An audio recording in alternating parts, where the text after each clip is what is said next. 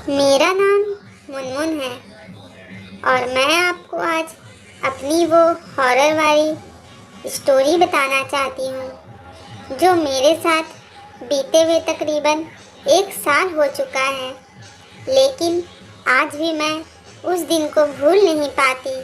तो आइए सुनते हैं मेरी हॉरर स्टोरी मेरी ज़बानी। ये कहानी बिल्कुल सच्ची है और ये मेरे ही साथ घटी है। बात तकरीबन 1 साल पहले की है, जब मैं अपनी फैमिली के साथ अपने नए घर में शिफ्टिंग के लिए गई थी। वो नया घर मेरा काफ़ी पुराना और खंडर सा था, जिसमें मेरे हस्बैंड और मैं अपनी बच्ची के साथ रहते थे। हम दोनों ने मिलकर घर तो साफ कर ही लिया था और रहने के लिए लगभग ये घर पूरी तरह से तैयार था।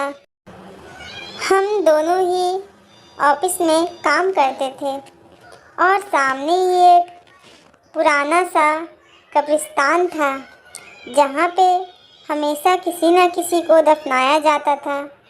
हम जब घर से बाहर जाते तो अपनी बेटी को घर पर ही छोड़ कर जाते थे, लेकिन जब एक दिन मैं शाम को घर वापस लौटी तो मैंने अपनी बेटी, वो कुछ अलग थी और उसका बिहेवियर भी बहुत ही अलग था। वो लग रहा था जैसे किसी से बातें कर रही है और खूब ज़्यादा डर रही है। मैंने उससे बहुत पूछा, लेकिन उसने कहा वो जिंदा है। मैं उससे जब भी कुछ पूछती तो वो बस एक ही जवाब देती, वो जिंदा है। मैं और मेरे हस्बैंड बहुत ही डर गए थे। हमें शुरू दिन से ही लग रहा था यहाँ पे कुछ गड़बड़ है, और उधर मेरी बेटी रोई ही जा रही थी। काफ़ी देर पूछने के बाद उसने बस एक कमरे की तरफ इशारा किया। हम दोनों पति पत्नी दौड़कर उस कमरे के अंदर गए और हमारी आंखें फटी की फटी रह गई। उस कमरे में एक छोटी बच्ची को किसी ने रस्सी से बांध कर रखा था और ऐसा लग रहा था कि बहुत दिनों से उसने कुछ खाया पिया भी नहीं है, क्योंकि उसकी हड्डियां भी नज़र आ रही थी और वो लड़की भी बहुत ही ज़्यादा डरी सहमी सी थी।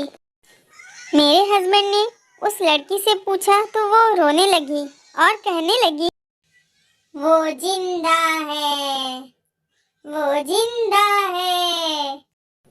हम दोनों भी काफ़ी डर गए थे, क्योंकि हमें भी नहीं समझ में आ रहा था कि आखिर कौन जिंदा है और ये बच्ची किसकी बातें कर रही है।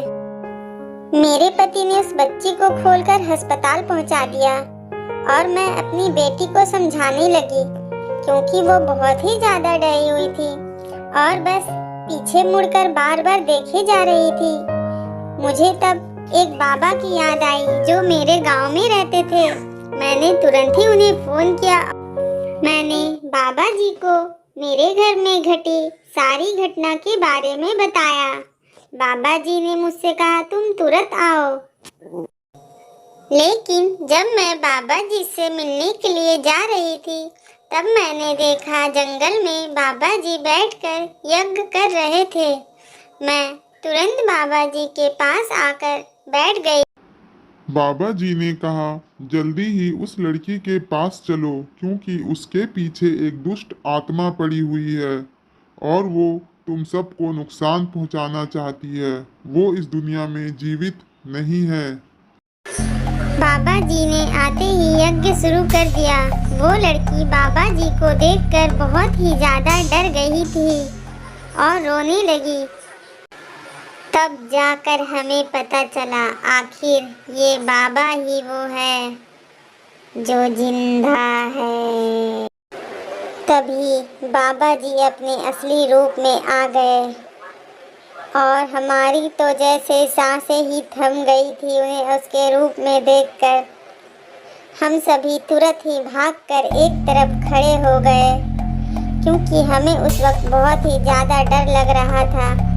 हमें पता था हमने गलती से इस शैतान को उसकी मंजिल तक पहुंचा दिया है और अब हमें कुछ भी समझ नहीं आ रहा था। तभी मुझे याद आए मेरे गांव वाले बाबा जी, क्योंकि मैंने गलती से इस शैतान को अपने घर में बुला लिया था। तो मैंने जल्दी से बाबा जी को फ़ोन लगाया और सारी बातें बताई। बाबा जी ने जैसे ही सुना वो तुरंत ही हमारे घर आ गए। बाबा जी को देखकर वो शैतान बहुत ही गुस्से में आ गया था, लेकिन वो बाबा जी की शक्तियों को नहीं जानता था। बाबा जी बहुत ही पहुँचे हुए शिव मंदिर के पुजारी थे। उन्होंने तंत्र मंत्र पढ़ा और उस शैतान को अपने काबू में कर लिया। अब ये साधारण एक मानव है और इसकी जितनी भी शक्तियाँ थी सब मैंने अपने इस गदा में कैद कर लिया है। अब ये कुछ भी नहीं कर सकता। अब तुम उस घर में निश्चित रह सकते हो। अब तुम्हें इस आत्मा से छुटकारा मिल गया है। बाबा जी ने फिर हमें अपना आशीर्वाद दिया और हमें एक तावीज़ भी दी, जिससे हमें कभी भी ये शैतान परेशान ना कर सके। और बाबा जी अपने गांव चले गए। उस दिन के बाद से मैं और मेरे हस्बैंड हमेशा अच्छे से रहने लगे और हमें इस घर में अब डर भी नहीं लगता। लेकिन हमारे पास बाबा जी की दी हुई ताबीज़ हमेशा रहती है और हमने अपनी बेटी को उसकी नानी के घर भेज दिया, क्योंकि वो बहुत ही ज़्यादा डर गई थी उस घटना के बाद से। तो आपको मेरी ये हॉरर स्टोरी कैसी लगी हमें कमेंट बॉक्स पर बताना ना भूलें और हमारे चैनल को सब्सक्राइब करें, ताकि हम ऐसे ही मज़ेदार और भी सच्ची घटना पर आधारित भूतिया स्टोरी आपके लिए लाते रहें। धन्यवाद।